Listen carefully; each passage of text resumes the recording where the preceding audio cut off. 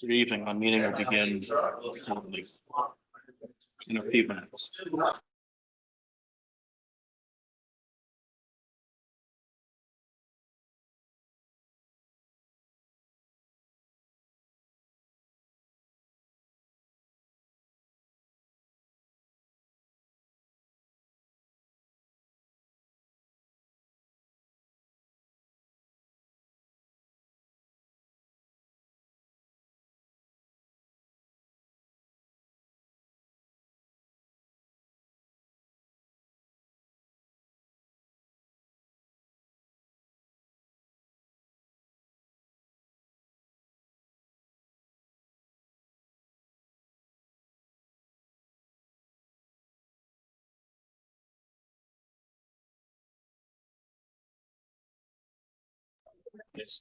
Good evening. The meeting will begin in a few minutes after presentation.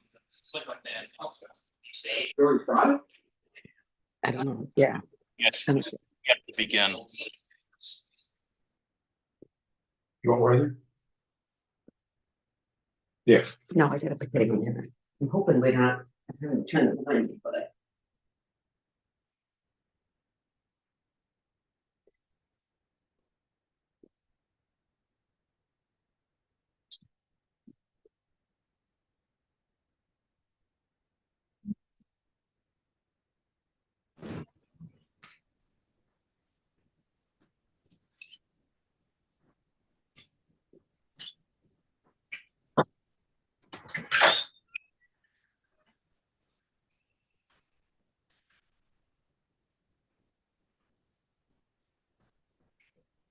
no, right.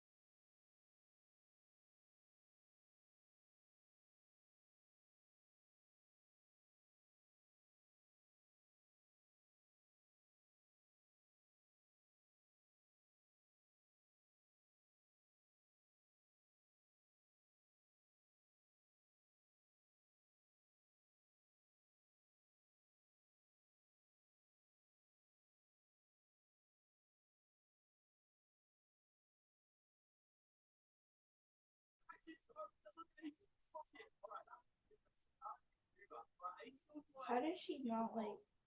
How does she not? Good evening. The meeting has not started yet. It should be starting shortly.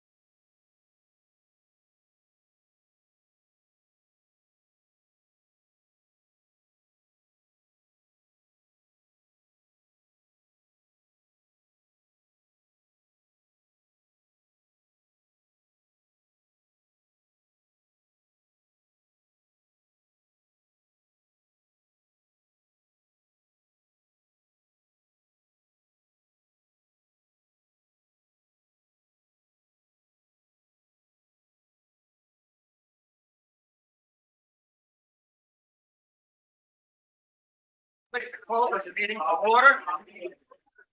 My name is Mike Smith, and I am the president of the City Planning Commission. And I want to welcome everyone for giving up an evening to come and participate in this very, very important process. We are here, the commission members are here, the staff is here, we're here to listen. Hello, Cranston, order in the road. Thank you. Okay, this time, let's see, I'm going to turn the meeting over to our planning consultant for the comprehensive plan, Ashley Sweet. Ashley? Thank you. Good evening, everyone. Thank you for coming. We're going to do a very brief presentation before we start the workshop, and I will give you an overview. Here, we're going to do a breakout session. You'll get to move 4 times. So every table has a label on it for topics, and you'll get to rotate through those tables 4 different times.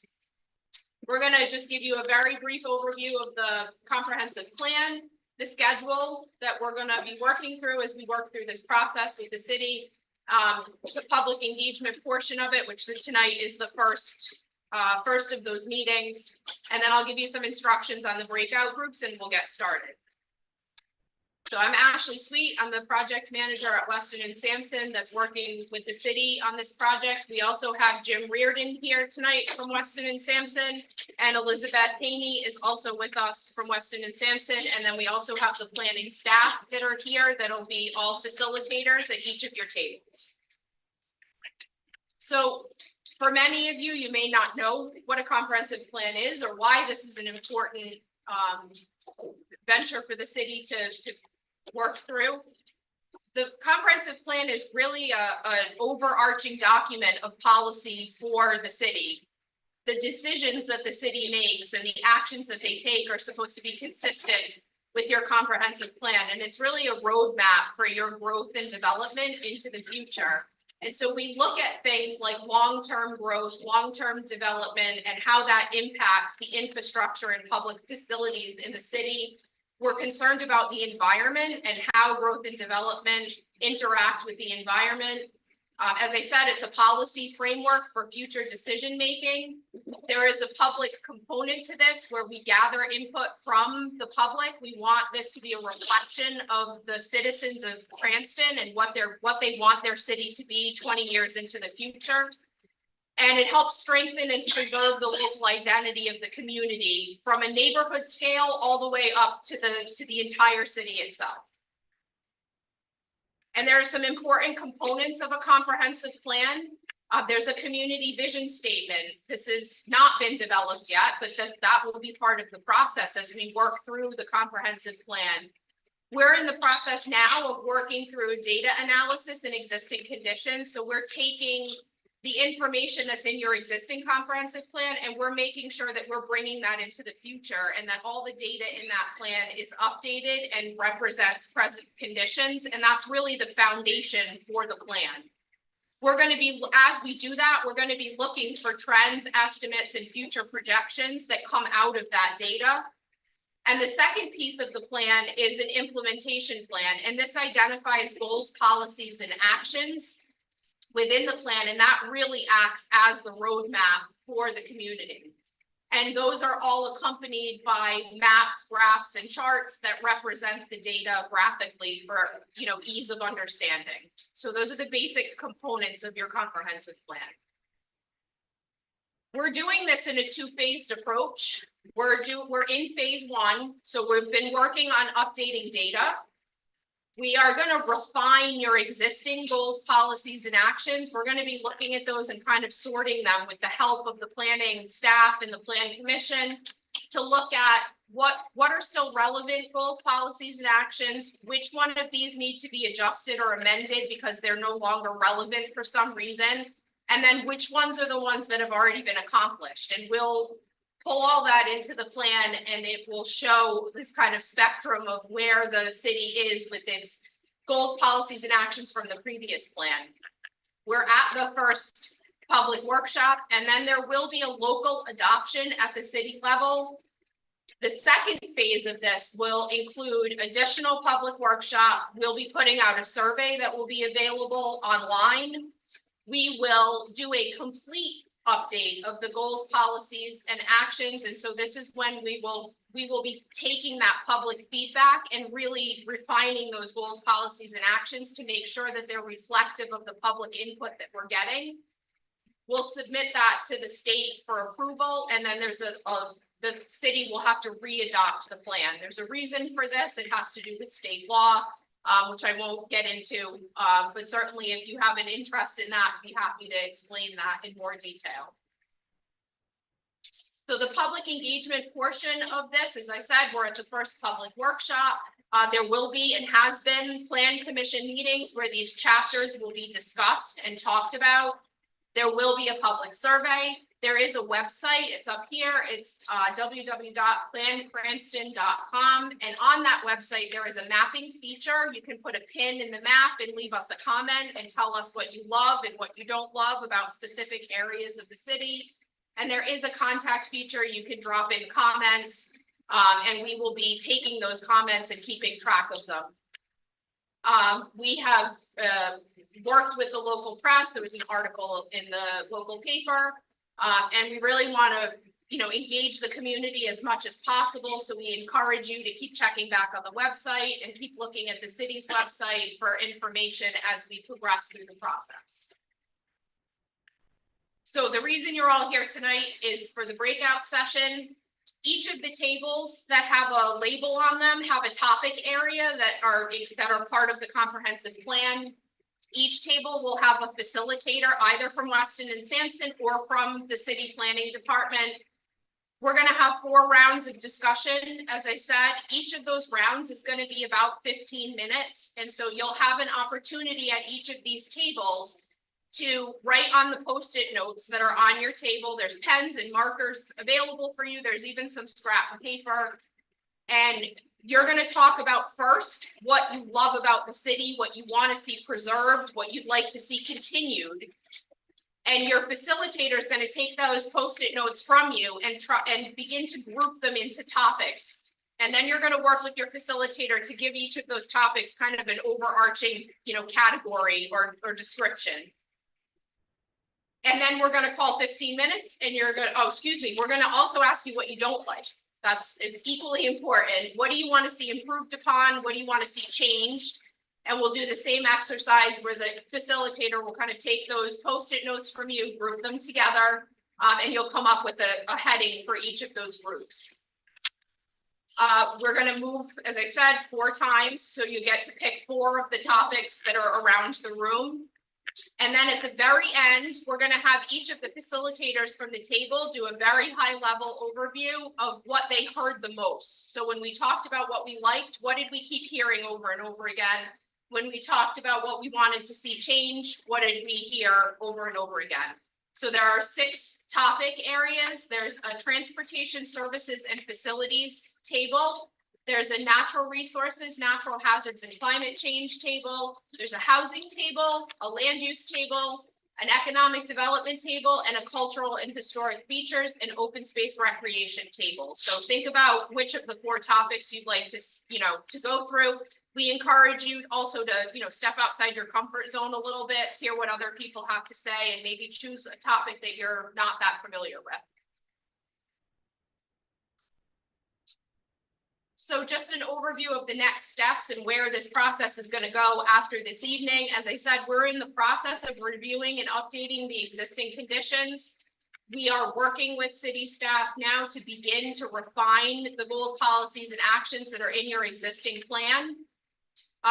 We'll look at ways to refine and create a new vision for the plan, and we're going to do that based on community input. As I said, there'll be a local adoption, interim step of a local adoption, and then we'll immediately, without stopping, move right into phase 2 updates and continue the public engagement process and continue to work to refine the goals, policies, and actions in the plan.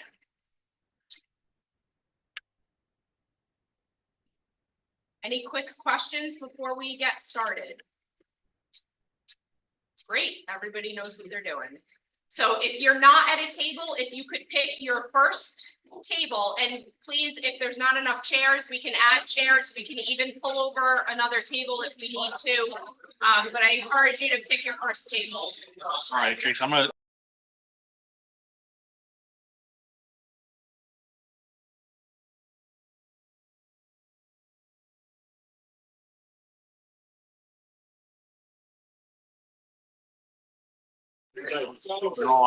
Good evening, everyone. I'm Jason Pizzullo. I'm the planning director. So for you folks who chose to do the online components, we're gonna go through these topics in a orderly way. We're gonna basically stay on a rail. So our first set of topics is going to be transportation, services, and facilities. So that's where we're gonna start. And everyone should be unmuted at this point so that everyone can basically speak like a regular TV, like a regular table. I think I'm muted on their end. All right, so everyone, I think that the purpose of the virtual meeting is not to listen to me, it's for me to listen to you and hear your discussions amongst yourselves, and then gather your input, and then we'll go to the next topic. So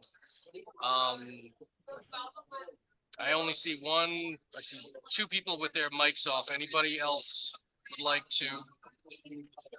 I'm unmuted. I'll just jump in when I have something to say. All right, let's get everybody unmuted so that everybody's on the same page here. Jason, can you, I don't know, do you have a handout or something that you're talking about the topics? I was looking at the slide presentation, but.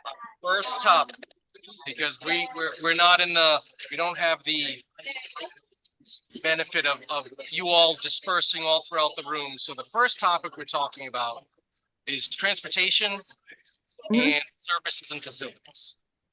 Okay, anything to do with those two very broad topics is what we're going to discuss for the next 15 minutes. When you mentioned services and facilities, I'm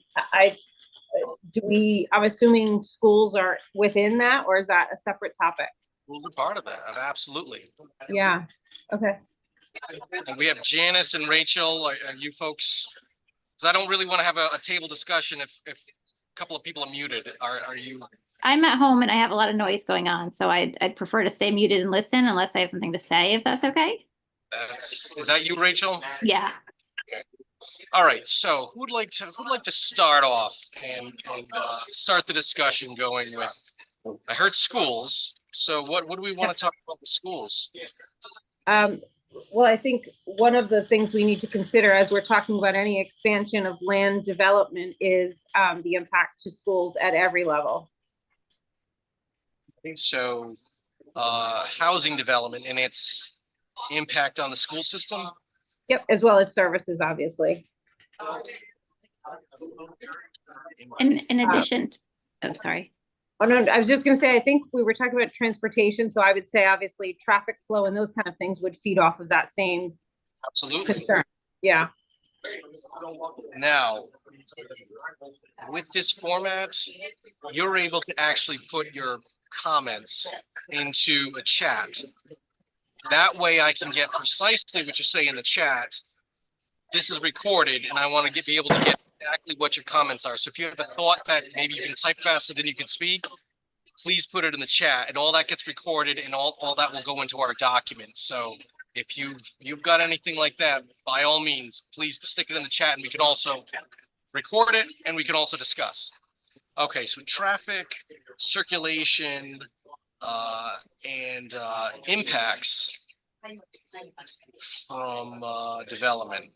Now, is there any particular projects, areas that are problematic because of development in the past 10, 15 years?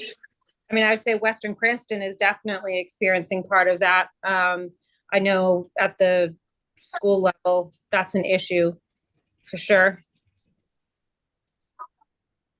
Is there like a particular school that's having Well, I mean, I know the elementary school, Orchard Farms, I know West is overcrowded as well. I second those, Jason. I have children currently at Orchard Farms and every classroom is above capacity. So we're, all right, so traffic and too many kids in the schools. Correct. I mean, the traffic just on Comstock now for people and backs up onto Situate Avenue in the morning commute. So Comstock Parkway, which, as we know, will get It's worse getting, exactly. because there's been new developments there. Mhm.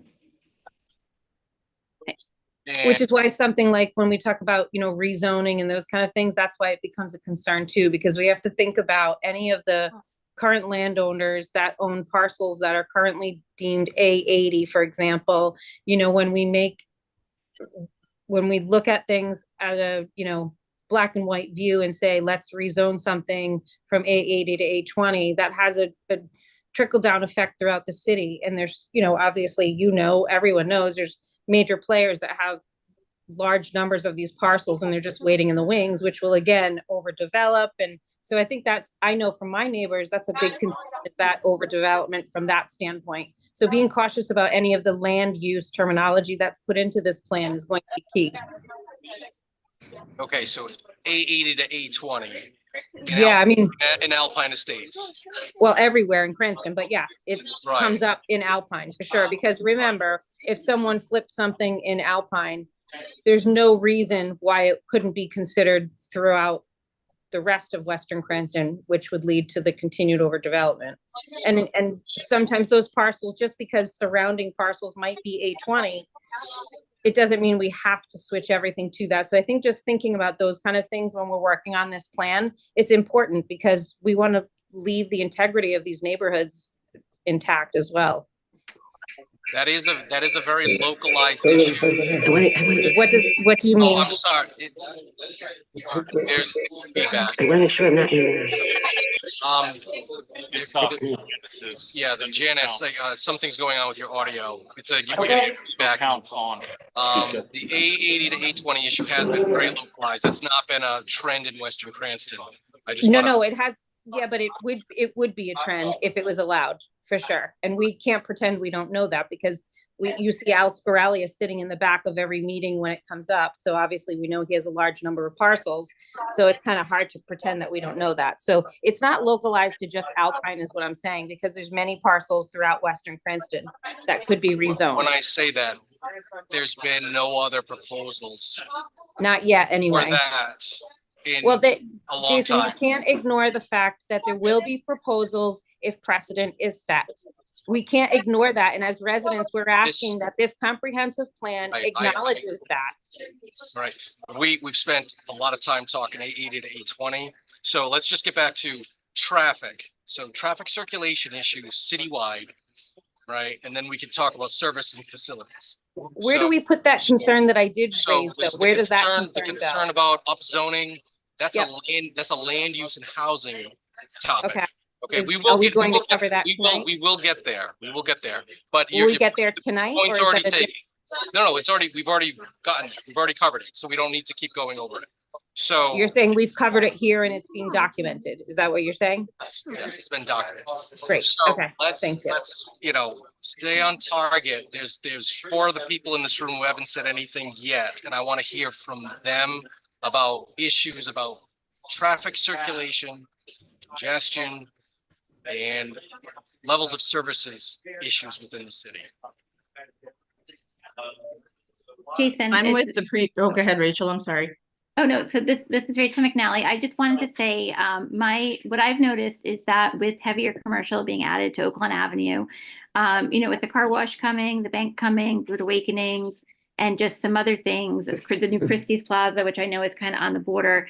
I've noticed traffic on Oakland Avenue, especially from, I guess, where Christie's is down to, I want to say like Wilbur Ave has really gotten more congested. And there's been a lot of accidents at the intersection of Oakland Ave and New London Ave. So I just don't know if I know the state state road, but I don't know if that's something that is being looked at, just because a Lawn lot. in London, Yeah, that whole, so that intersection there, and then also basically Oakland Ave itself from, I'm gonna say like Christie's down to Wilbur or Exchange, where the bridge is. I've noticed a lot of more congestion, and with these new businesses coming in, it's gonna be heavier. and there's been accidents there that, Yes, yeah. There's no turn arrow at that intersection. And people, will try to go around other people, and then there's been quite a few accidents, which I think is just going to, there's gonna be more, with more businesses coming to that area. London Ave, dangerous intersection. So you think the intersection needs to be upgraded in that section? Yeah, it's definitely, it's been a problem for a long time, but now that we're adding more traffic to it, I think it's gonna get a lot worse. And they're not it for traffic, being added to that section. Right, it's already as it is an issue and has been. It's 5-lane highway. There's going to be a lot of congestion over there. So, Yeah. Okay, so that's a good comment. That's very specific. I'm highlighting that. Anyone else have anything to say about circulation issues? Either automobile, multimodal, bikeways, pedestrian issues that you can think of that would be relevant to bring up now? I think adding more crosswalks would be a big help too, I would say Oakland and Atwood, to most of the major roads, looking at those and finding areas where pedestrians can cross safely to encourage people, because there's so many businesses in a small area. We really should be encouraging people to walk more or to ride their bikes. So how can they do that safely? So you're in favor of more multimodal options? Oh, definitely. Yeah. Keep people out of cars, putting them on bikes, but we also have to have the bike infrastructure. Exactly. Yeah. Does anybody else have any thoughts on multimodal concerns in the city, either good or bad?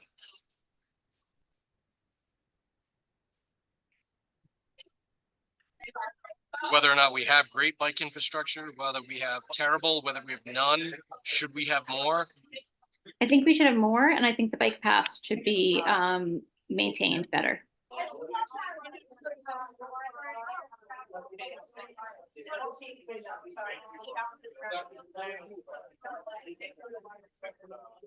Okay. What about other services and facilities issues within the city? That has to do with police, fire, schools, recreation. Do we feel that we have adequate recreational services within the city? Do we have enough parks? Do we have too many parks?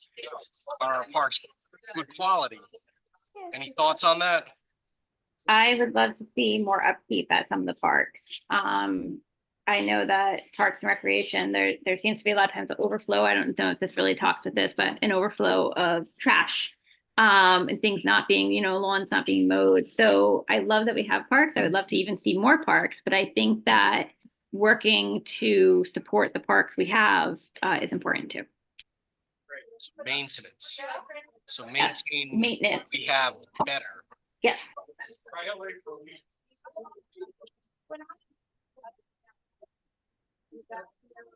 Anybody else have any thoughts on that? I know that we have 5 other people we haven't heard anything from on this before. We're going to have to move on. We got about 5 more minutes on these 2 topics. Is there anything else that somebody wants to talk about? If we're talking about services, facilities again, like nature trails, bikeways. This is Sarah. I would just echo something Rachel just said, which is maintenance of parks. So we spend a lot of time at Brayton Park, for example, and it's a huge, as you probably know, softball for the girls, trying to make that program strong.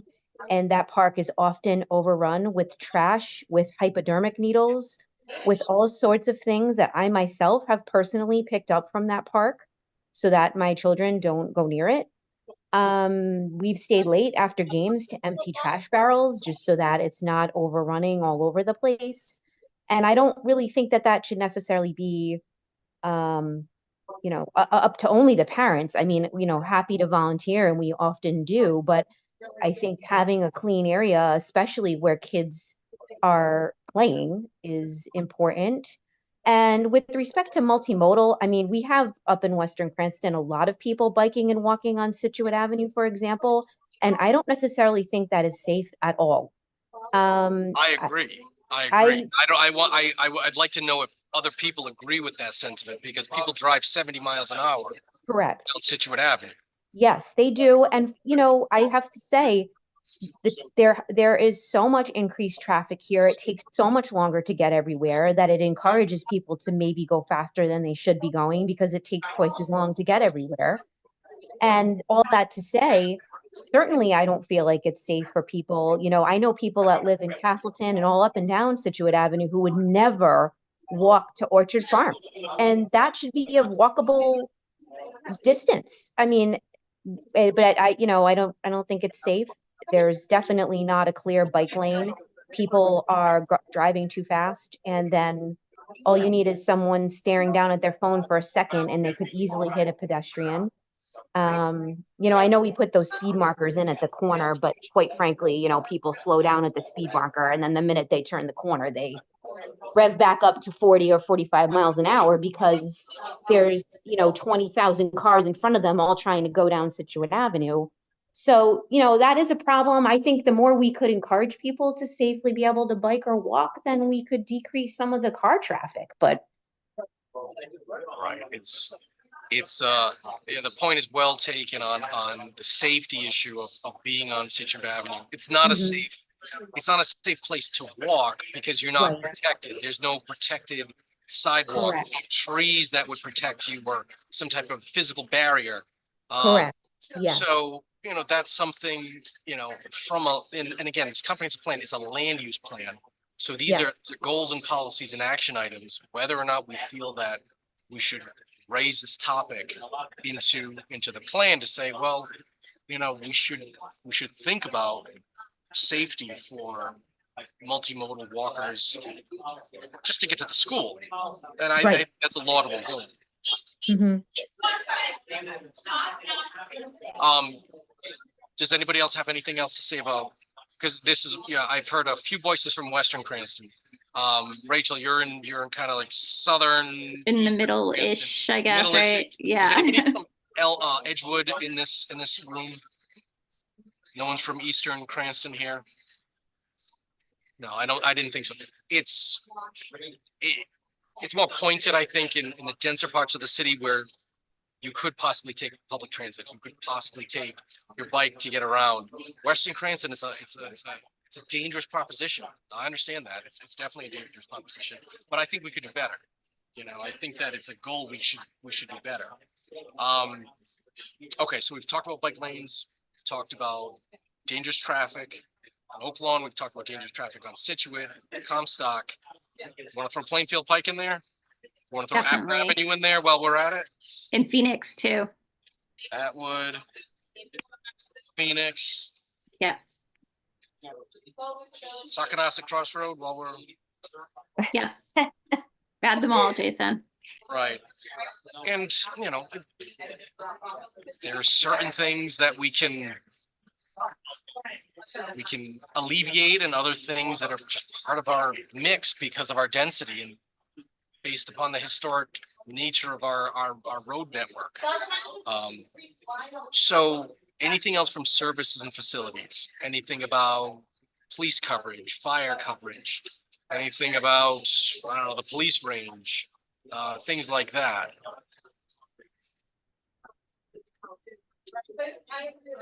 Are you talking about would this be like adding additional fire and police stations, or just you're talking about where they're located now, reaching people? As this is a plan that reaches out 20 years into the future, there was a lot of discussion in the last plan that, yes, we need to have fire station in Western Cranston.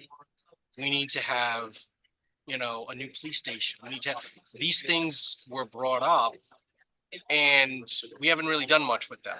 You know, is fire coverage appropriate in Western Cranston? Are the elementary schools appropriate in Western Cranston? These are things that, you know, have been discussed and continue to be discussed. Do we need more services and facilities out in those areas where there's newer populations? That's a question. That I'd Would like we to be, hear some of sorry, I your didn't- thoughts on. would it be that there's a parameter put in place for however number of people, or for every X number of people in this area, there should be X number of services available, you know, that kind of thing? Because going 20 years out might be very different than now. And yeah, I think fire coverage is very appropriate to say. It's a little questionable over this side of the city, but even looking at police station being so far away, it's like it's almost in another city. So is it something that could be put in that type of language? Well, that's totally appropriate to say that. Should we study the issue that, do we have appropriate spread of services? Right. For the city that's equitable. Police is very different in terms of where they're headquartered, because police don't stay in the station and then get, you know, sent out like Batman. The fire department does. So, you know, police, you know, have the ability to rove anywhere they want in the city. Fire does not. So the question is, how much more development do we even have in Western Cranston? And does that warrant some type of, we're not, by the way, we can keep discussing. Everyone in this room is going to shift, go to another topic. We can just keep rolling. Did we want to say anything else about that before we lost that thread about, should we study more about, is there enough fire apparatus in Western Cranston to respond? That's a question I'm posing to you folks. I think that's a good idea. My brother just had to call 911 recently for my niece, and it took them over 10 minutes to get there. Which it was, you know, in a life-threatening emergency, that's a lot. Whereas to me, they'd be there within 2 minutes. This is a fire call. Fire, yeah, fire. That's a common complaint that we've had, why there's been a push to have services that far out into Western Cranston. So I think that we should put a highlight on that, at least from services and facilities. The other thing too, schools, is that I perhaps looking at building another middle school for the western side of the city. There's just, in Western Hills, there's no room. And I know that Hope Highlands is smaller, but with these new developments coming, there's no room for these kids to go to. There's literally no seats in the classrooms. We're saying middle school. Yes. All right, we can note that as well, is that should we get more funding for the schools out in Western? So If we're talking about facilities though, can we, does the condition of the high school, I don't know the condition of East, but the condition of West is horrific. I don't think that's in this plan, but not sure. Well,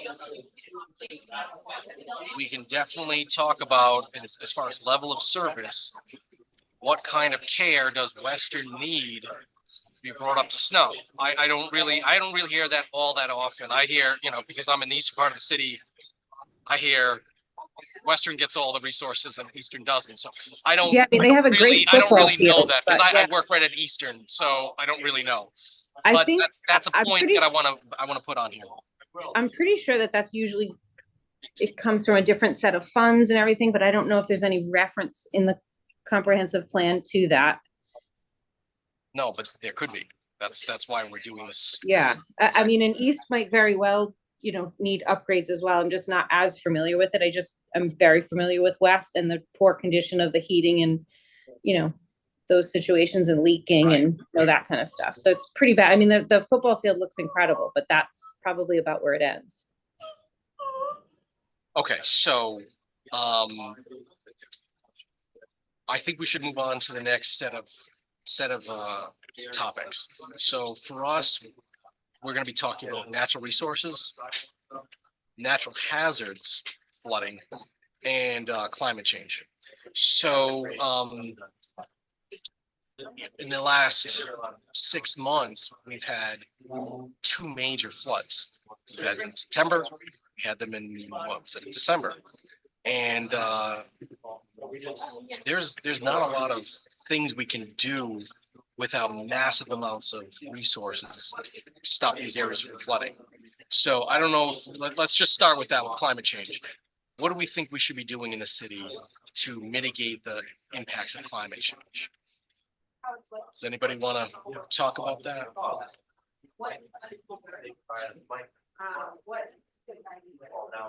I'm definitely not an expert in how to mitigate climate change, Jason, but I do want to note that it is really concerning to me. I mean, obviously, where the bridge is gets pummeled. I have an aunt that lives down there where FEMA's buying the houses. It's so bad.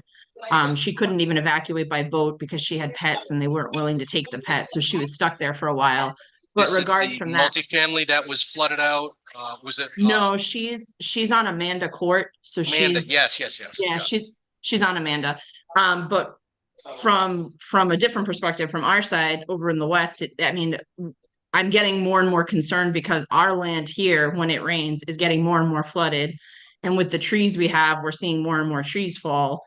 Every time it seems like the land is changing. I think the flooding is a huge issue, to something to definitely take into consideration, although I do not have any suggestions on how to make that better. When we say mitigation, there's not much we can do from a local perspective to stop or stem global climate change. That's just not what we can do here. The idea is adaptation, mitigation. So mitigation is when the event happens, how do you soften the blow? And the adaptation is let's change our land uses so that no one gets injured. The floodplain buyouts is one of those adaptations to say, well, we know it's going to flood. The only real way to stop those people from getting injured for the property damage is to remove the houses. So, very costly proposition, tens and tens of millions of dollars to do this. And it's still a sad story. People have to go bankrupt when they've done that in the past. What do we feel about spending that kind of money on mitigative actions to protect property values, to protect people's homes? How do we feel about that? Mr. Pizzullo, Mr. Pizzullo, one of the Janice? things, Yes. yes, one of the things I've read about is that protecting forests, not letting solar panels remove land that could be used for forests. Trees are a natural protection for climate change. Have we looked into whether we have any land that we can continue to conserve in Western Cranston, especially since that's where most of the development is happening? In the 20 years that I've been there, I've seen so much forest and farmland be turned into developments with tons of homes. That has to have an impact on climate change all over, not just in Cranston, but everywhere. We know that spending has had an impact. So we'd like to see more conservation, less development in general. Yes. Okay. And that's true. Even when you look at things like what happens on the side of like Comstock, not the same side as the preschool, the other side, clear cutting as much of that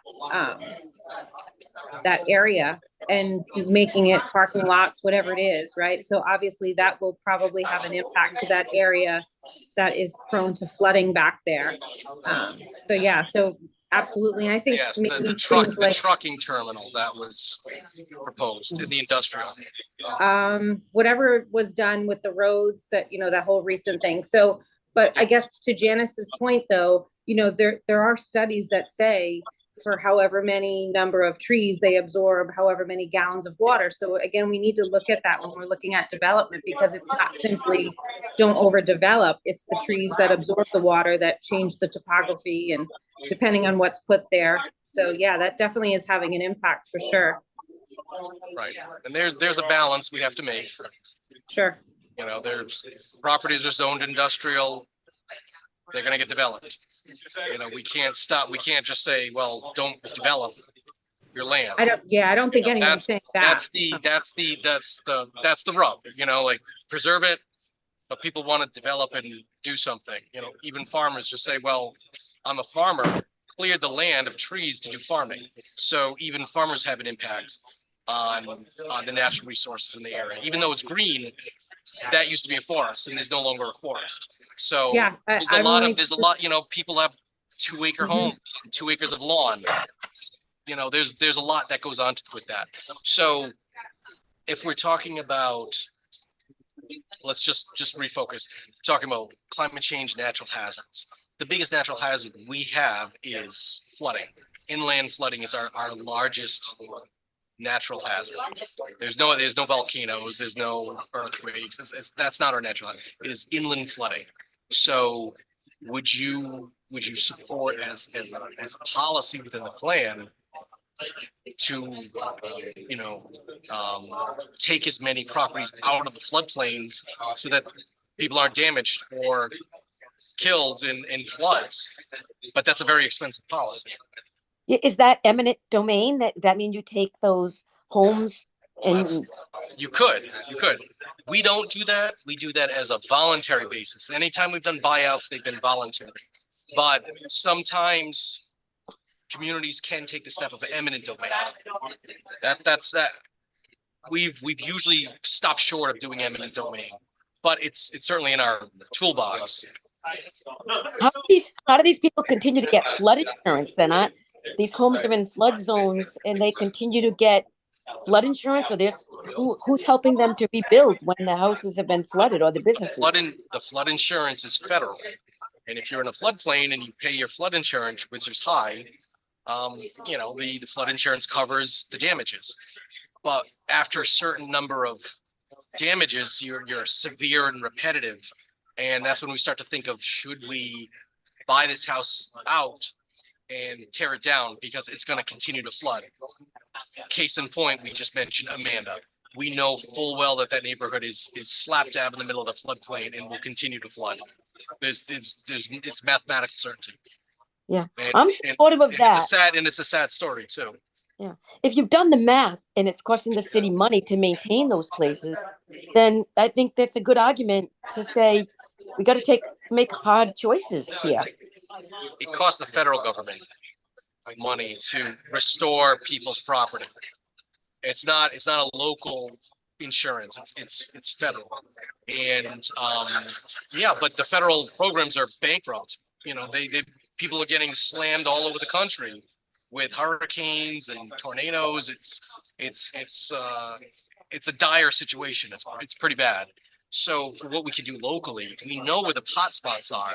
It's just extremely expensive. You know, Riverbend Apartments, they want to build berms and, flood walls to keep the river out. Tens of millions of dollars to protect property in people's homes. But it's very expensive.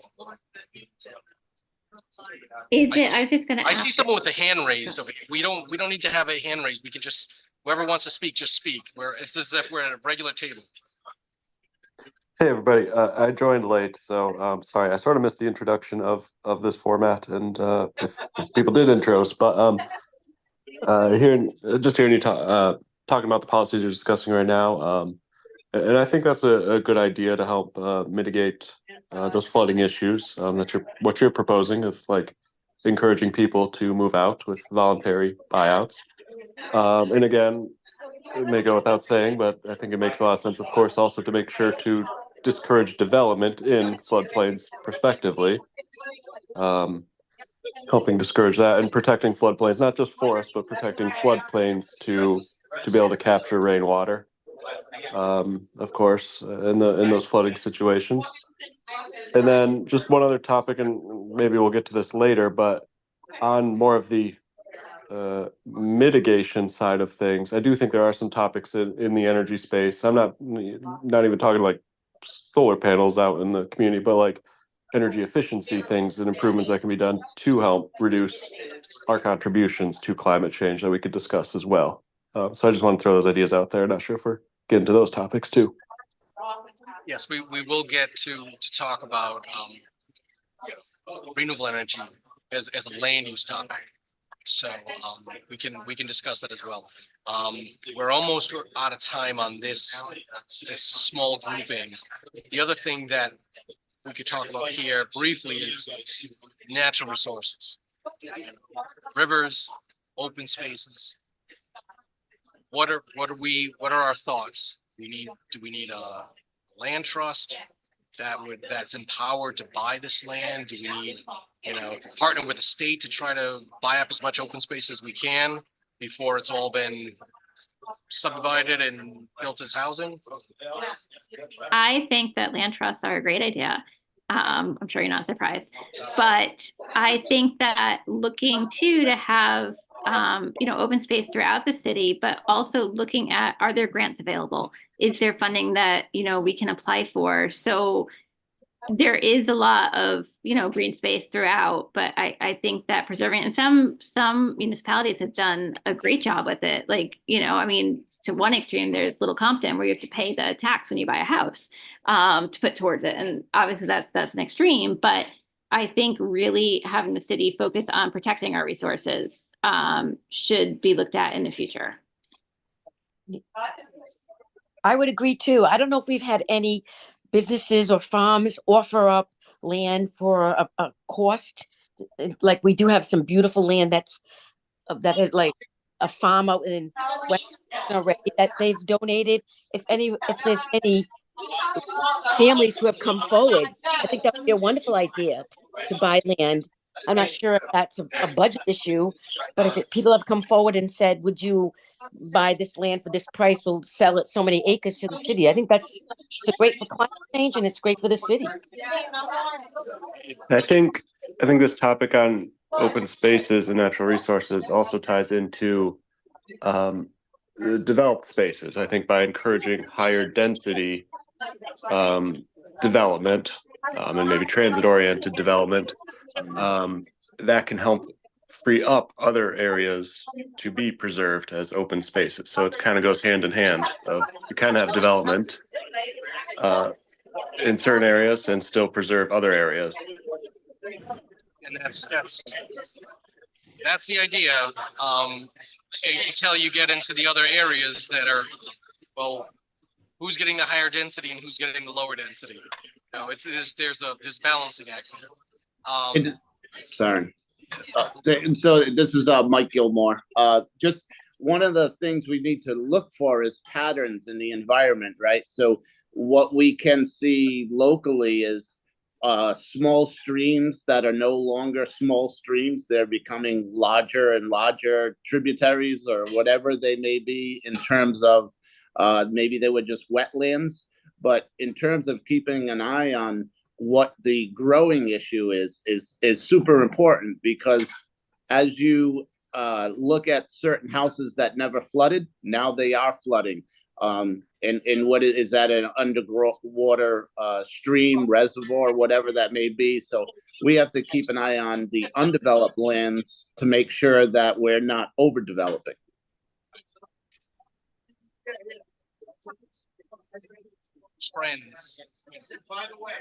Trends in rainfall and precipitation, they've only gotten heavier and heavier every decade. And that is exactly bearing out what your comment was, is that, yes, we're getting more rain. We're getting more rain and it's getting more severe.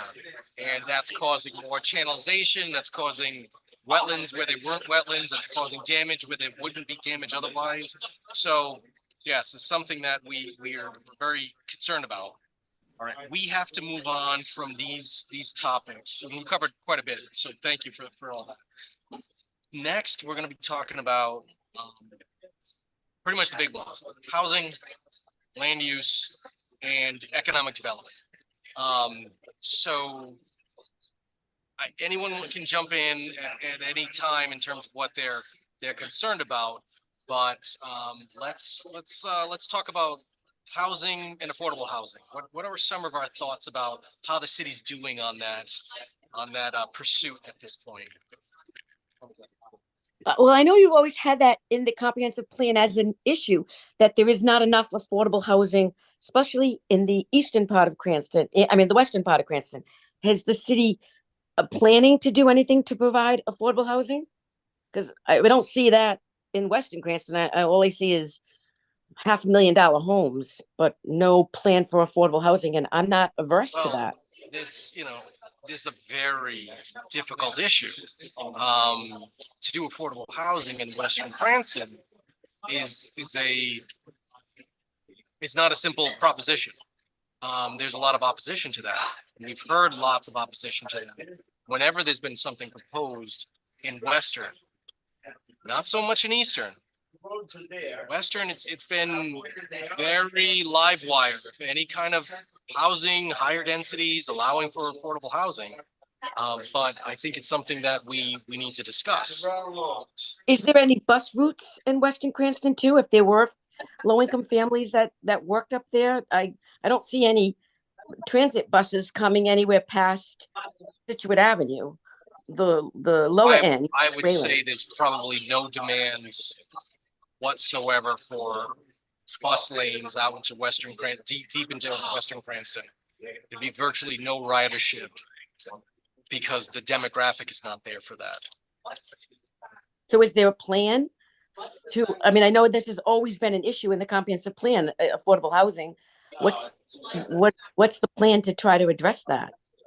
Well, the only way we can address it is through higher density. Higher density is the only way we're going to be able to achieve anything. We can't do it through single family zoning. It's got to be through multifamily. And the city council and the city planning commission has made strides in the past couple of years of approving higher density projects with a percentage of affordable housing in them. And that was pretty bold of them, to be completely honest. I had my doubts. But those projects are all almost exclusively in Eastern Cranston, where you have higher densities, where you have services and facilities. You just don't have that in Western.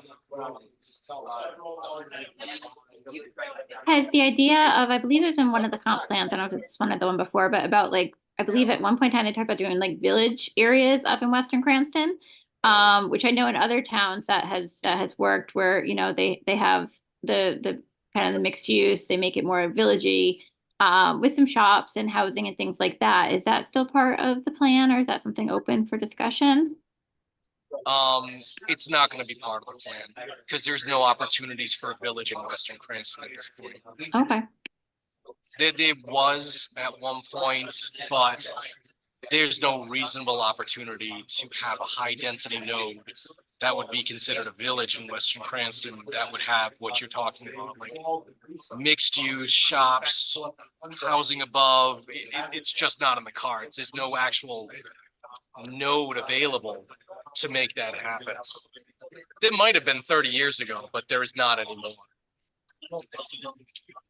So are we looking at turning existing, so you're talking more about looking at turning existing structures or existing plots of land into high density housing, or are you talking about future development? I'm just not sure exactly where. Well, it's how we're addressing this, right? That, to get to, higher density and affordability, you have to have more units. That's just simple math. You're not going to do it to say, well, we'll do affordable housing, but a 2-acre lot in Western Cranston is selling for $300,000 to $400,000. That just doesn't work. You have to be able to afford, higher density. Now, don't forget, when we say affordable, we're not talking low income or no income. That's public housing. I think that's a big misconception. I mean, I'm a realtor and I go all over the state, and there's some really nice affordable housing developments that you wouldn't know that they're affordable units. You would have no idea. And I would love to see something like that somewhere in Cranston. But like you said, it's just the land, figuring out where something like that would go, I guess, seems to be the biggest obstacle. Well, affordable doesn't mean cheap either. No, they're nice. They're definitely done well. That's yeah. the other part of this, that people are mostly shocked when they find out how much rent is in an affordable unit. It's in some places in Eastern Cranston, it's almost the same as the market rate. However, that disparity is many-fold greater the farther west we go in the city. So that's a tougher nut to crack without doing multifamily out there. And Well, I haven't seen an appetite yet for multifamily out in Western like that. Well, Jason, well, we have a lot of condo dilemma. development here. There's a lot of condos and, down, as you go down Situate Ave, there's a lot of condos and those kind of things. I mean, how does that work? They'd have to be rent controlled or something like that? I mean, it's certainly not that there's a lack of them. There's fairly decent amount. You hit on that. The concept of affordable in the state is essentially rent control. It is a form of rent control. It's a deed restriction on the property that you can't rent over a certain price. There are nodes of multifamily on Situate Avenue, but those are not considered affordable.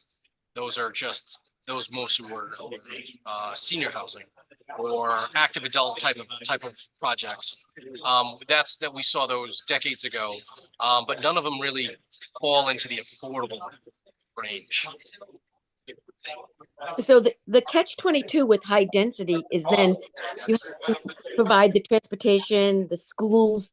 And right now, I know people who have moved to Western Cranston and have to send their children to schools outside of their neighborhood. So that's one of the issues with more high density, is then you have to address all the other city planning issues that come along with it. That's correct. That's absolutely correct. And again, we've not really done anything or made any action in the affordable realm in Western.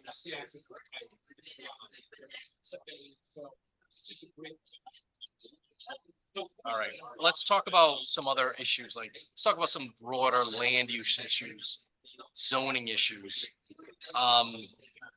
or economic development. How do we feel about economic development in the city now? Are we on the right track? Are we falling on our face? What kinds of things should we do differently to get more economic development and more jobs within the city? Costco. What about Costco?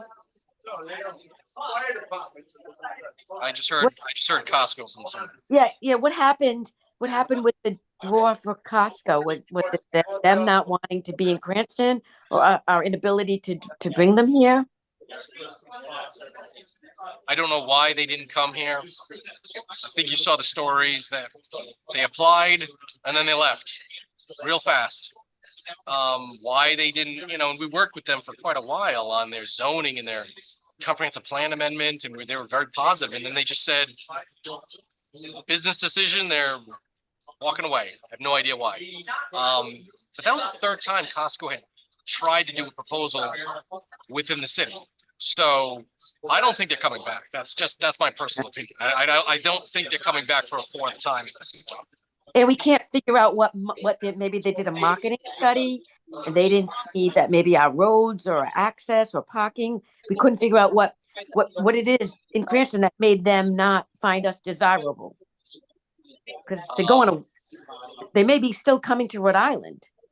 There's a corporation like that does their own market analysis. They wanted to be in Rhode Island. They wanted to be in the urban core, but for whatever reason, the spots that they picked not working out for them. So that's as much as I know. They're just not working. But beyond big box retail, how do we feel we're doing with jobs, manufacturing, commercial? Do we think we have too much commercial? Not enough commercial? We're not enough industrial? And how do we feel about Cranston as a job center within the city, within the state? I think there's a lot of, going up and down Oakland Ave, Atwood Ave, you see a lot of, help wanted signs. So I don't think it's that the jobs aren't here. I think it's, they aren't necessarily jobs that are going to support a living wage, which is a whole nother issue. But what I also see is a lot of empty storefronts.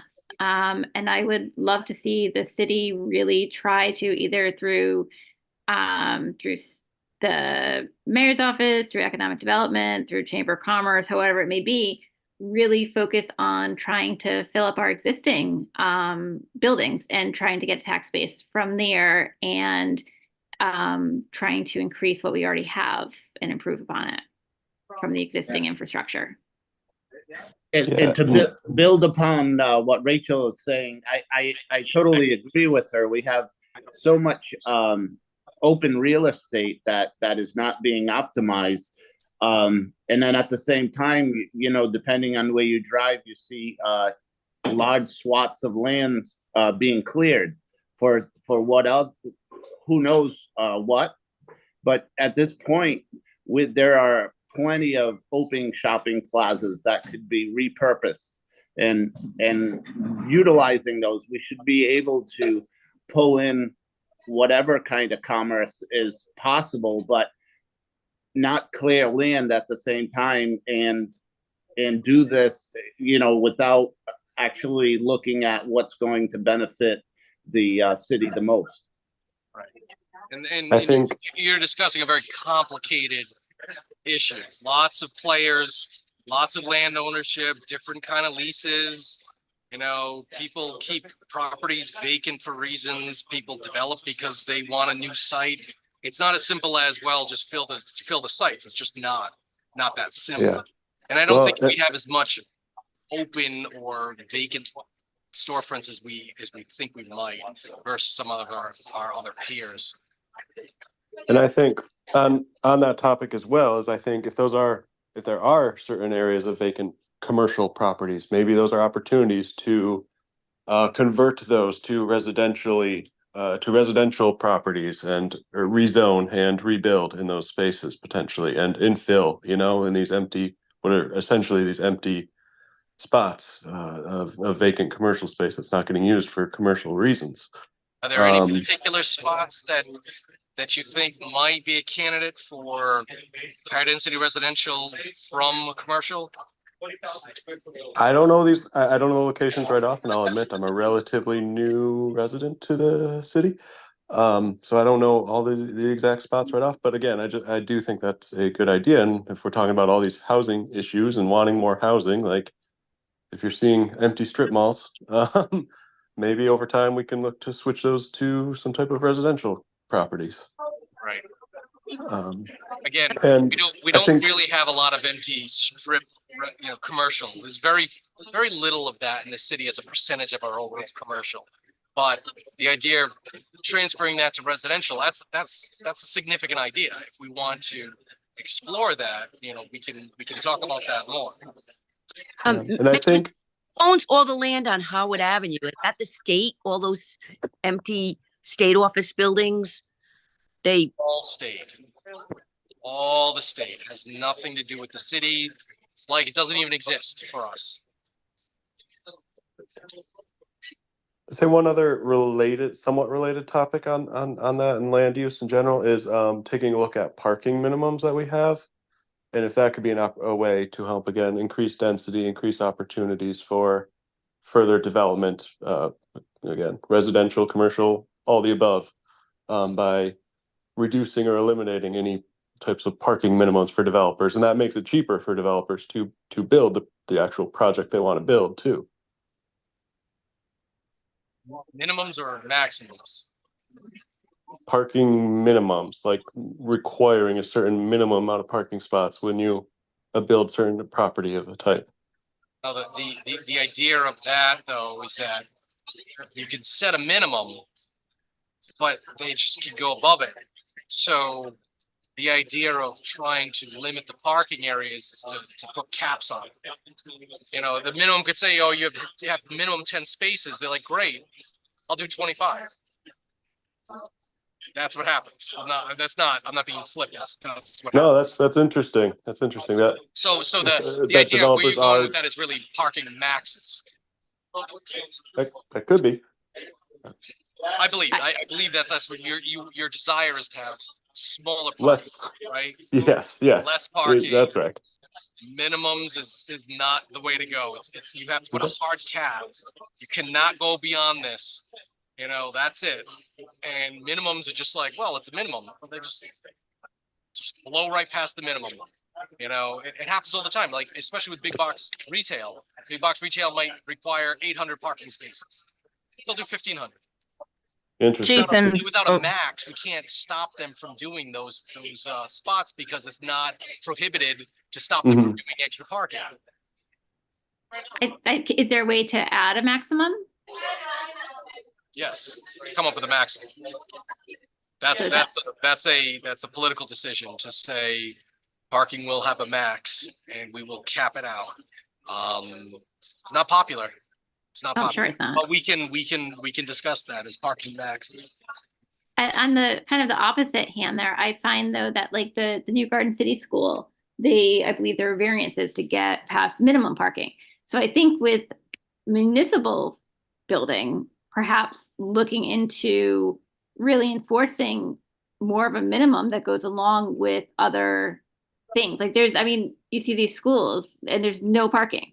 If we're building new schools, we shouldn't be burdening the neighborhoods by doubling the population and not really doing anything near the parking. So while I definitely agree with the adding a cap for commercial, I think on the municipal side, we should really explore more of if more parking needs to be added to kind of mitigate the effects on the local businesses surrounding as well as the neighborhoods.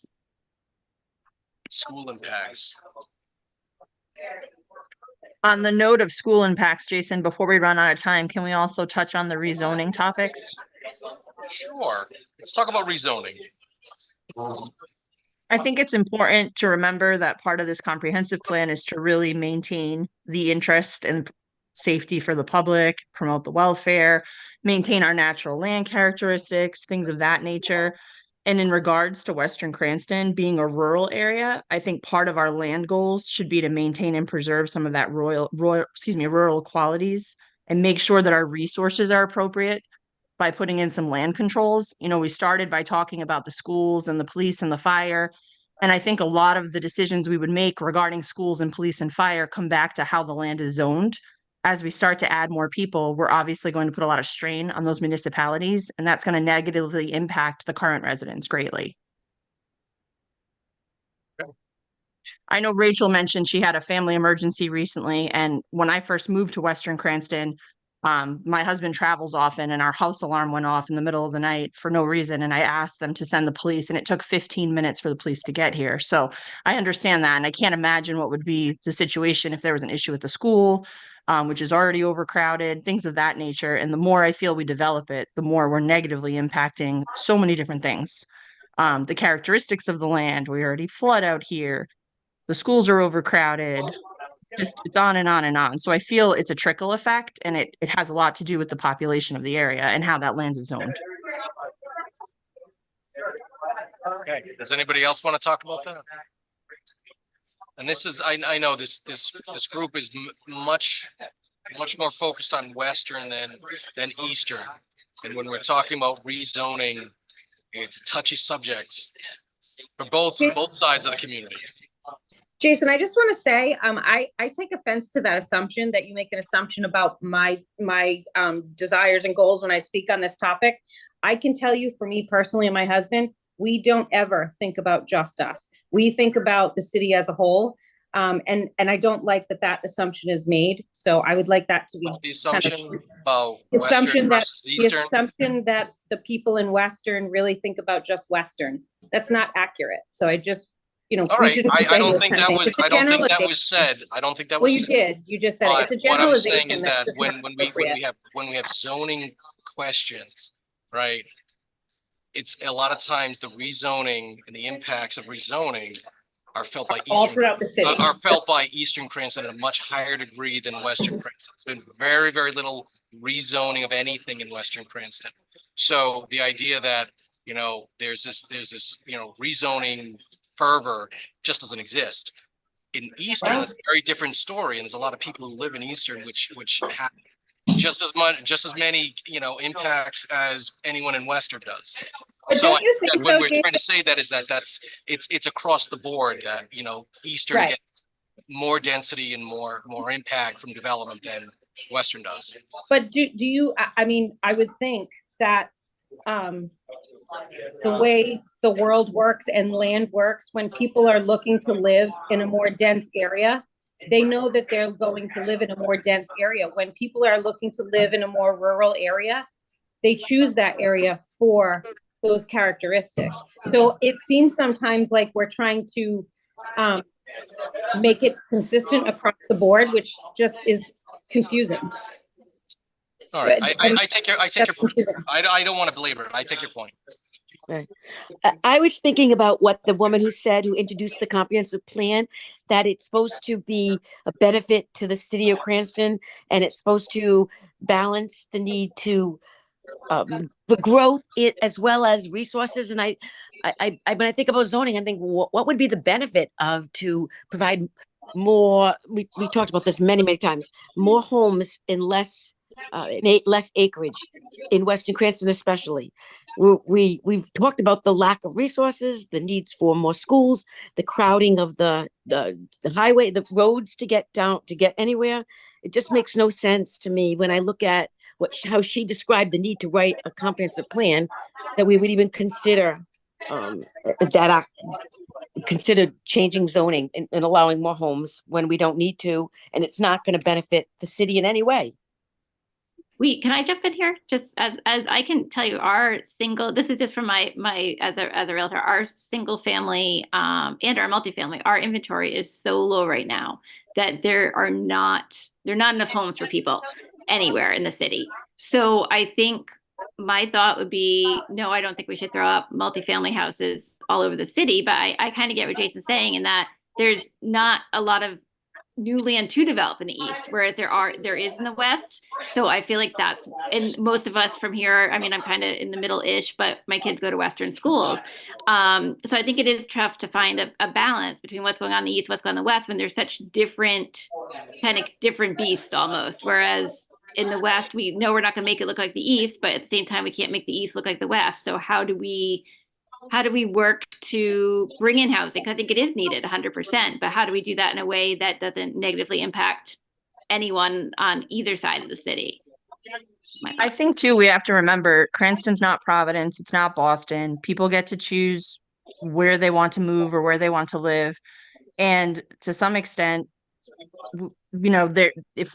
if people have land that can be developed, great, but you have to take it into consideration how it impacts the current people who are living there and the municipalities that they're using. So the Western Cranston schools, and Rachel may know this too, because she just mentioned her children go to those schools as well. They are very overcrowded currently. The Orchard Farms Elementary School, some of those grades have had to have 4 concurrent classrooms per grade, and they don't have the space. They just don't. It's just, I can't imagine what that would be like if we allowed all these parcels of land the ability to rezone and add, 8 to 12 extra homes. So that's another possibly 24 children, considering most average people have 2 children, into the school systems that are already really overrun. That's a lot. That's going to take away from the people who currently live here, and we're expecting to have the ability for their schools to have capacity, for their police and fire to be able to respond, for their roads where there's egresses to be able to handle that. So I think you have to consider that point as well. We're not designed like some of these larger cities. And we have to consider the tax base, right? So we're as if our taxes are going to go down for the parcel of land that I own, then that's open for discussion. If I'm going to pay east side taxes on a west side home with a larger parcel, then I guess that could be a discussion that could be had. But when we're in the United States, we're looking to have choices, and my choice was to have a larger parcel of land and a larger tax base, unfortunately, but that is what I got myself into. But I don't want to change what I moved into and still pay the same taxes, because as we know, the taxes aren't going to go down. With increased traffic, leaving Alpine Estates, when you leave this neighborhood, there's one egress, and then you go down Comstock. We just keep putting more and more trucking companies there.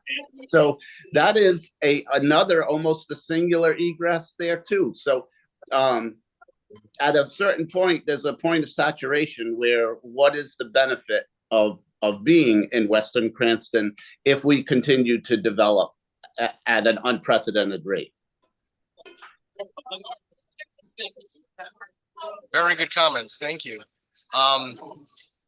This is a plan that looks out 20 years. We've had boom and bust cycles since the last plan was proposed. When we first started writing the plan, it was like housing was crazy, and then for 10 years it was a wasteland. So there really hasn't been a lot of residential development in Western Cranston over the past 10 years, comparative to previous decades, not even remotely close to previous decades. So you know, commercial development, industrial development has continued to happen within the city, and it's happened in the industrial areas in Western Cranston as well. While the residential is approaching build out, we're almost at build out in Western Cranston. There isn't much land left that's good that can support, you know, heavy development. Very difficult land that's left. If it was so easy to develop, it would have been developed in the 70s and 80s. But again, this is the balance that we have to talk about. So I appreciate all those comments. We're gonna record all those. Final topic, we went long on housing and land use. The last couple of topics we're talking about is historic features, open space, and recreation, which I think we've already talked about in a roundabout way in a lot of ways. But does anybody want to talk about, you know, just to wrap up some of these thoughts that we had earlier, and we can kind of put a bow back on them? And that I'd heard we have recreational facilities that are decent, but not well maintained. Can we all agree on that? Yes. Yes. Agree on that. Not well maintained. Correct. But we have a lot of them. Right. The Chafee. I think we do pretty good for per capita, you know, access to recreational areas. It's just it's a lot of money. Yeah. The bike path in Cranston, once you get past West Warwick and you go into Coventry, they do a much better job maintaining the bike path. But I have to say the Chafee complex, they do a good job maintaining the complex, the soccer fields there. Yes, they do. The bike path definitely needs some help, and I think it's on its way to recovery. I think there was some decisions that were made that really killed a lot of vegetation. I think it's on its way to getting better at this point. Open space, we agree that we need a land trust that can actually spend some money and preserve some land, correct? Yes, Yeah. that's supported by the municipality. Right. We can't, there are grants available. There are grants available, federal, state, nonprofit. The problem is if you don't have a land trust who's active to go and grab that money and put them together, like I'll take some federal money, I'll take some state money, I'll take some nature conserve, and then put a deal together. You need to have a group whose sole focus is that. We don't have that in the city right now. That would be great to have. Not cheap. Where we'd have to bond. We'd have to spend a lot of money to give them the ability to make deals with landowners who are interested in preserving versus developing. And like I said, there's not much left. So we have to act fast on this. I hope we do act on this.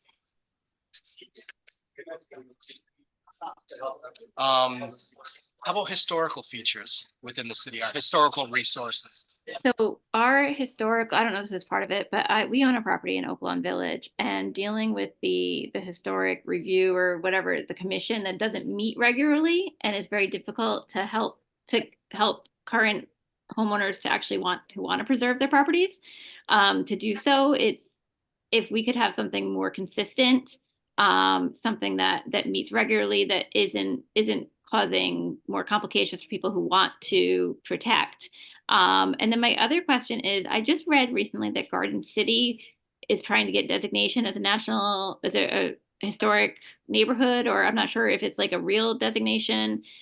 So my question with that is, if they get that, will that be become a historic district like Oak Lawn or Patuxent, where you have all those overlays and the requirements for, how things can look and be preserved? The short answer is no. We're putting a grant together to put an application over to the National Register for Garden City to be considered a National Register district. It's not in the cards that will or not, it's an application. If it does become recognized as a National Register district, I think it's highly unlikely that the city would take jurisdiction for HDC for houses that were built in the 1970s or 1980s. I think it's not something I agree with, but the city wanted to do it anyway. So Okay, thank I you. think it's highly unlikely that HDC is going to get involved in Garden City. HDC is not even involved in Patuxent Village, which is a truly historic area. Yeah, and that's why I think that There's no overlay in Patuxent Village. having our HCC be stronger, I think, would be, where it does have jurisdiction. I think that would be something that that would help. Having Stronger is a. I don't mean stronger. No, stronger is the wrong word, word, Jason. right? You're right, Jason. That's not the word I want. More accessible. How more about functional? Functional, accessible. Yes, working together. Yes, stronger is definitely not the All right right. word. Well, let's just say more functional. Yeah. Yeah, I know exactly what you're. So, I think they're wrapping us up. We talked a lot. We covered a lot of topics. All right, I'm going to try to wrap up some of the things that we talked about for the. Let me try to think.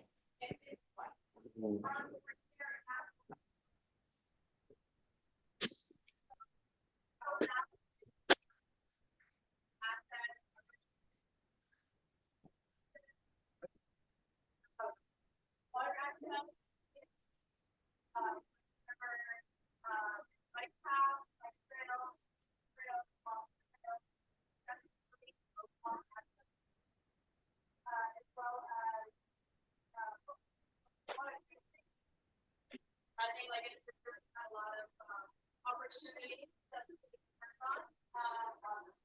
This group was great. Talk a lot about a lot of really different things, gardens, already effort, stormwater management come up a lot, as well as proactive and reactive kind of flooding management. Also, a lot about concerns on like being on trails and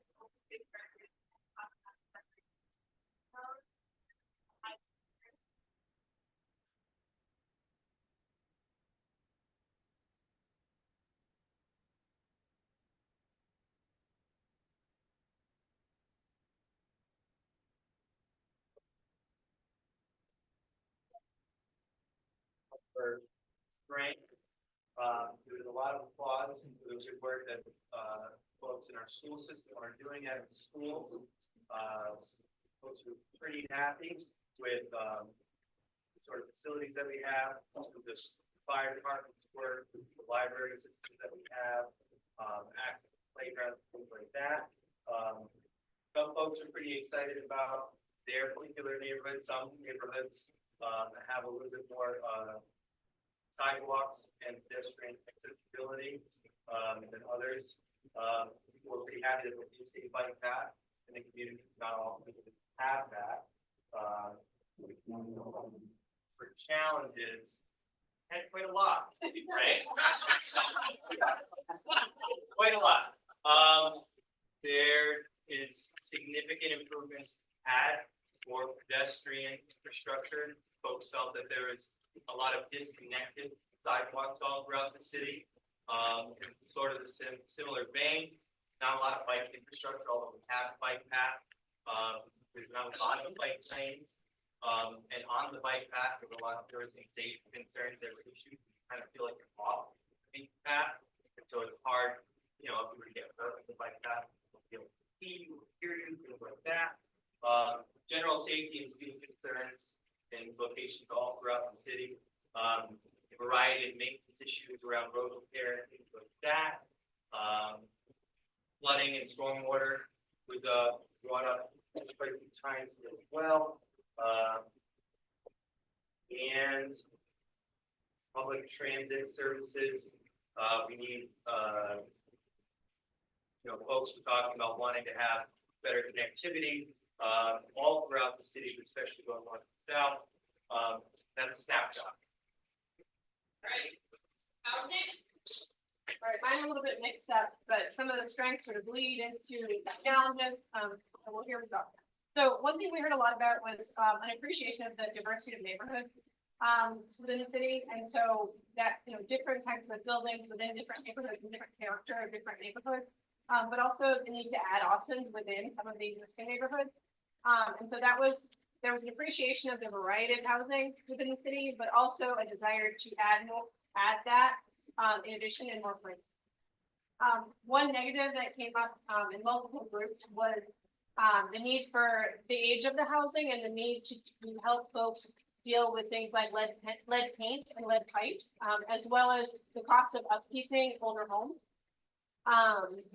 There was a desire for more mixed use and more walkable villages. So sidewalks also came up in our group as something that neighborhoods need, as well as access to things like retail in places where folks don't have access to that in a walkable manner.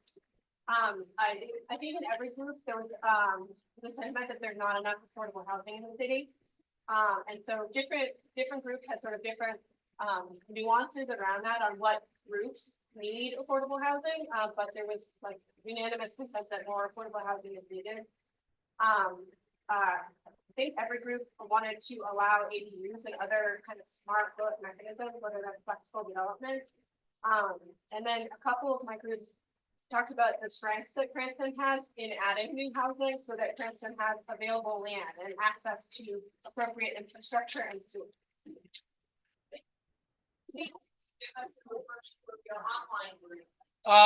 We talked about quite a few different topics. It wasn't as easy to do what you guys were doing, but there was concerns about zoning within the city, different impacts between east and western Cranston, traffic circulation issues, pointed issues with traffic safety on Oak Avenue, Atwood Avenue, as new commercial development happens throughout the city in those areas. Concerns about schools and the impacts on development and the overcrowding of schools. Quite a bit of concern about climate change and flooding within the city and the need for more adaptation and mitigation actions, even so far as eminent domain being used. As far as economic development, there was thoughts of reusing vacant commercial land in a TOD scenario and having more parking maximums to really limit the amount of asphalt everywhere in the city. As far as housing, they all agree that we need more affordable housing, but it's where we do affordable housing.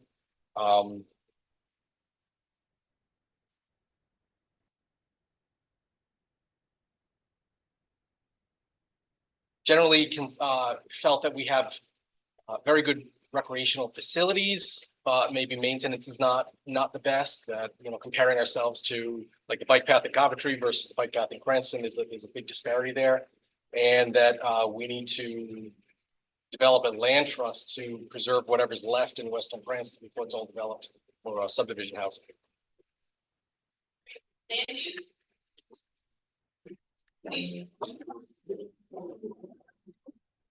You kind of had some overall motifs. We really had much of the conversation about mixed use, increasing it, and also kind of getting rid of the strip malls, having more by right uses, residential and commercial, and with mixed use.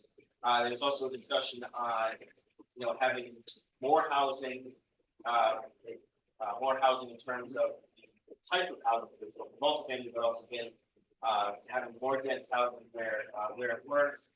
We just had discussion with Western Cranston regarding people rural, possibly cluster development, linked to open space in terms of you know, some of the development and the infrastructure costs on that. And also green space, you know, have more of it, but then also maintain the one that we have. Make sure, you know, make sure they're properly maintained this week. Use them. And then we had some individual, more targeted pointed property specific comments, that would be, more direct to us on my effect. All right, so over here at cultural, historic, open space and recreation, the theme is that your strengths are also your weaknesses, is what I heard a lot about. People love the parks, but they also want to see those parks maintained better and improved upon. They love the fact that they love the bike path, they also want to see that improved upon and maintained, connected to Providence. We talked a lot about the facilities that you have, like Spray Mansion, the underutilization of the riverfront, and a lot related to cemeteries and historic features, and that those are amazing spaces, but also not getting the attention that they need. So that's really the theme here for those topics. Talk a lot about how much people really enjoy the parks and the open space areas, that they like the amount of green space that the city has. They want to see that maintained and kept, but that they want those spaces maintained better. Everyone talked about the pool, that they want that pool. So that came up, I think, every time. There was some discussion about architecture and wanting some kind of cohesion and some, you know, highlighting the architectural features in the historic buildings and making sure that new development maintains that and fits in nicely with the fabric of the existing neighborhoods. We talked a little bit about policy and regulation as well. We kind of got off topic sometimes and talked about things like streets and traffic. That's okay, because things are all related to each other. I think that covers it. I'll let economic development report. All right, so we had a lot of that yin and yang kind of theme too. So where there were strengths a lot of times, it was that popped up. But on the strength side, I would say key things I heard was economic budget. So it's culture of trying to support you know, economics and economic development of the city. There's been a strong interest in revitalization of the area. And you know, people pointing to things like Wall Square, Night Square, Garden City, as both revitalization and also kind of hubs. There are shopping hubs, there are food hubs, etc. Another thing that the folks pointed out was at one point somebody said, you know, there's a lot of that around the island, but it's, you know, there's a big set of it. And then just a general picture. So there's some great history here in Cranston. There are great cultural events like St. Mary's, Easter Festival. You know, there's farmers market down to the village. There's all sorts of good stuff that happens around the city that way. And then on the business side, I think things that so in spite of the really great economic, there's concern about permitting process.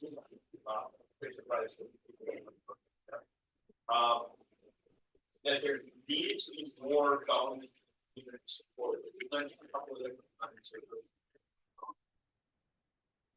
Another thing was transportation, making sure that there were good alternative transportation options, but also just transportation in general, especially public.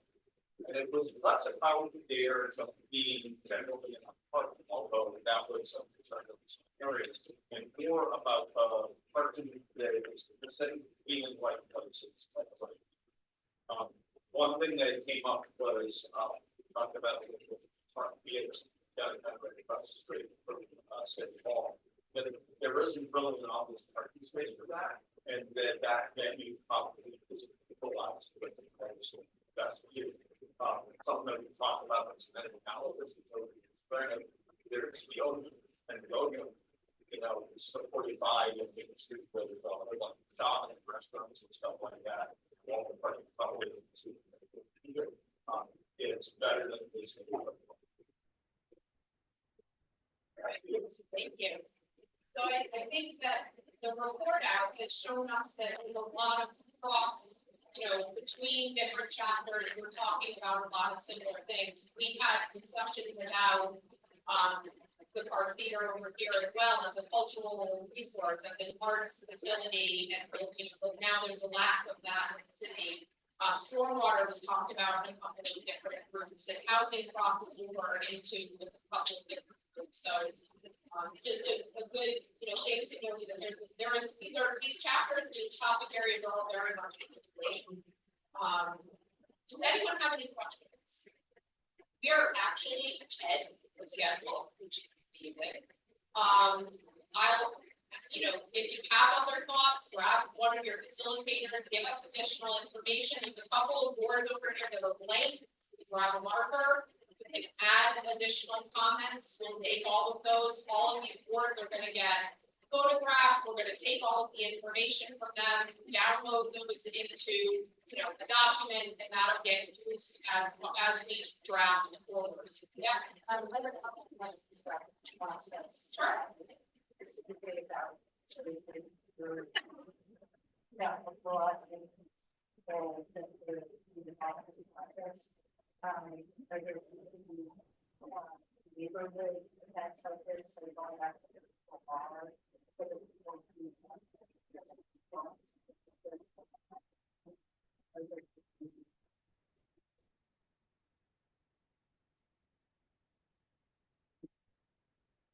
So we're definitely going to do additional public outreach, but we're going to need to do that in phase 2. I know it's in phase 2. Yeah, I realize that.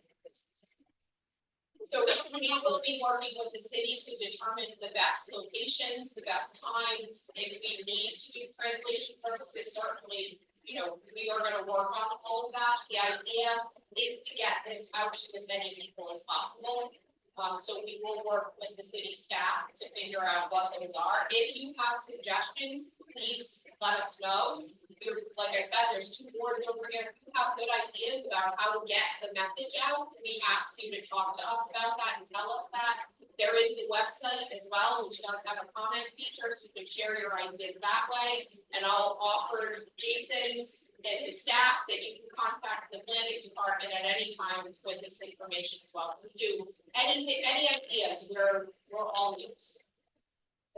Is there any stuff that people use to make you actually an advisory committee that would include residents, that would include members of the health equity zones, to give us from the neighborhoods that are primarily, non-university community, there's like standing housing commission, say. So is there any discussion for phase 2 to have a broader advisory group advising the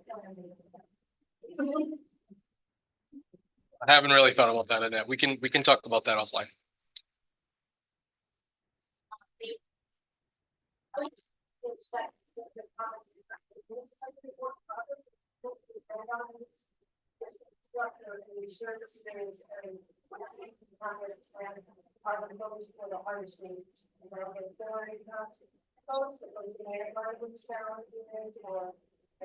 Accessibility to help it or whatever. And this opportunity at this stage, but just absolutely critical that there be a really broad-based effort to get a range of folks to be able to participate and where they are. And we're relying on your knowledge of how to reach those people. You guys all live here, know where they are, how to get to them. So again, any suggested feedback, we're listening.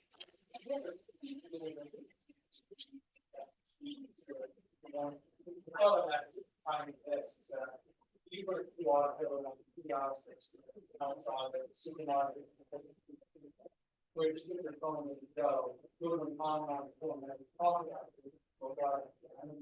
Feedback. It's right, it's very difficult to do some of this language barrier, hours. It's not. Yeah. So I didn't know if you think about that cost, you set up where they instantly just get the call, you can get access to the support, they get lost, not So we do have the website and we would have the ability to do something like that on the website. There also will be a survey and we can provide the city with, posters and postcards that would give you that QR code, would take you directly to the survey. We can translate that survey into Spanish and maybe in languages. So there is opportunity. That's going to be. Yeah. So I understand that there's a website. Is it possible to have like an email, newsletter, or you just put a button in not email about it? Folks don't have to go in and they're gonna forget. Yeah, It's okay, right? that's a good idea. Yeah. That way it's that. We are taking people's emails, but you have to sign up for it. So again, we ask you guys to spread the word to to the people that couldn't be here tonight. Keep telling your neighbors, keep telling people that hopefully that will bring them into the process. So what does the timeline look like for phase one of phase two? And will you be given a little more notice? I don't know when this was scheduled, but I think it was always around like the city hall. I think, it's not a lot of notice. But the original meeting had to be postponed in that move. So, I mean, we will certainly take that into consideration and give as much notice.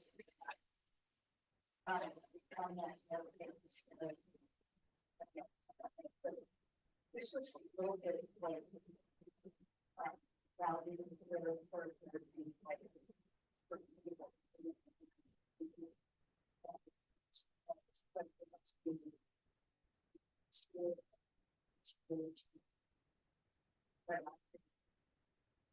It's very hard to plan for an event like this because we don't know how many people we're gonna get. So we'll take that into consideration. If, Jason can work on a different venue.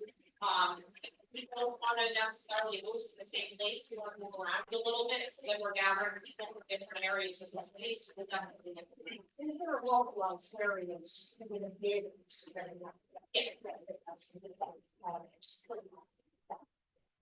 Yeah. Just a suggestion for anything. It would be great to see some sort of partnership with the senior center or the local library system. Because we have a number of libraries all across the city anyway. So it would be very easy ways to get to people who are going to the library. Whether it's something that's having a table there, at a time, or even having something there. That's a great idea. Maybe we can do something as simple as putting up a little board or something as you check out. It gives you the website, gives you the QR code. People would see that, they would scan their phone and it would take them to the website. So that's a good idea. Yeah. I don't want to be discussed in I live in a lot of it now. Does population are out at home right now. I don't know.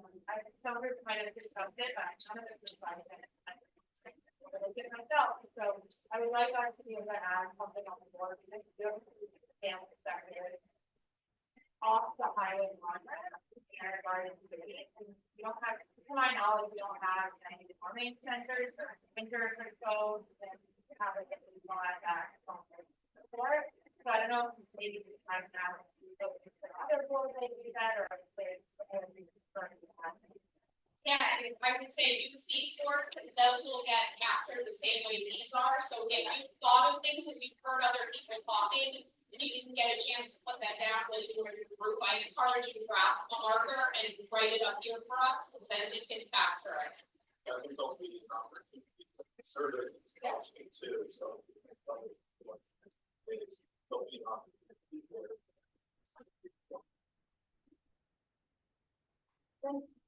Speaking of those who experience homelessness, but really any of the top areas, could there be things to some general guidelines that are posted, like for climate change, what areas, what sea level rise would be expected? What floodplains across the city are? And, people are in the passage is experiencing flooding during the late storms that we had. So, and the housing, there's all sorts of misinformation. So for each of the topic areas, could there be something like a did you know? And then So as people fill out a survey or make other points about any of the topic areas, they could be a little more informed about whether or not their idea, because they only live on one bus route, they know about the other. Great idea. Anyone else? All